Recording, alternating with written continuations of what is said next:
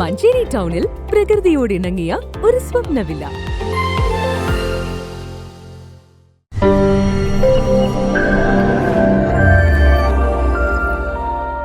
Ration വിതരണത്തിലെ അനിശ്ചിതത്വം കാരണം സൂചനാ പണിമുടക്കിനൊരുങ്ങി റേഷൻ കടയുടമകൾ.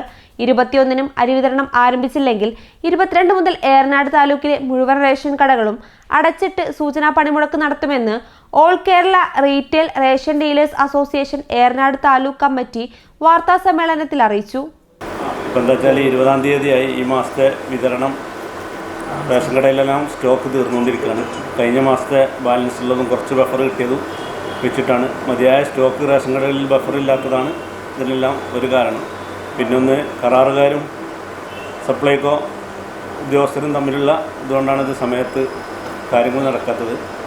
നമുക്ക് പെട്ടെന്ന് എന്താ വെച്ചാൽ നമ്മൾ ഇന്ന് ശ്രമിച്ചു, പക്ഷേ അത് വേണ്ട പോലെ ആവാത്തതുകൊണ്ട് നാളെ റേഷൻ വിതരണം ആരംഭിച്ചിട്ടില്ലേ മറ്റന്നാൾ നമ്മൾ താലൂക്കിലെ കടകൾ അടച്ചിടാനാണ് താലൂക്ക് കമ്മിറ്റിയുടെ നിർദ്ദേശം. മെയ് മാസത്തിലെ റേഷൻ ധാന്യങ്ങൾ 20-ാം തീയതി ആയിട്ട് പോലും ഏറനാട് താലൂക്കിലെ ഒരു റേഷൻ കടകളിലും വിതരണത്തിന് എത്തിച്ചിട്ടില്ല. റേഷൻ സാധനങ്ങൾ ലഭിക്കാതെ കാർഡുടമകൾ നട്ടം തിരിയുകയാണ്. കാർഡുടമകളും വ്യാപാരികളുമായി ഏറ്റുമുട്ടലുണ്ടാകുന്നതും പതിവായിരിക്കുന്നു.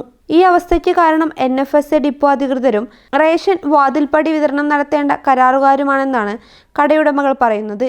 ഇതിന്റെ പശ്ചാത്തലത്തിലാണ് 21-നും അരി വിതരണം ആരംഭിച്ചില്ലെങ്കിൽ 22 മുതൽ ഏറനാട് താലൂക്കിലെ മുഴുവൻ റേഷൻ കടകളും അടച്ചിട്ട് സൂചനാ പണിമുടക്ക് നടത്താൻ all Kerala retail ration dealers association Eranad taluk committee തീരുമാനിച്ചത്.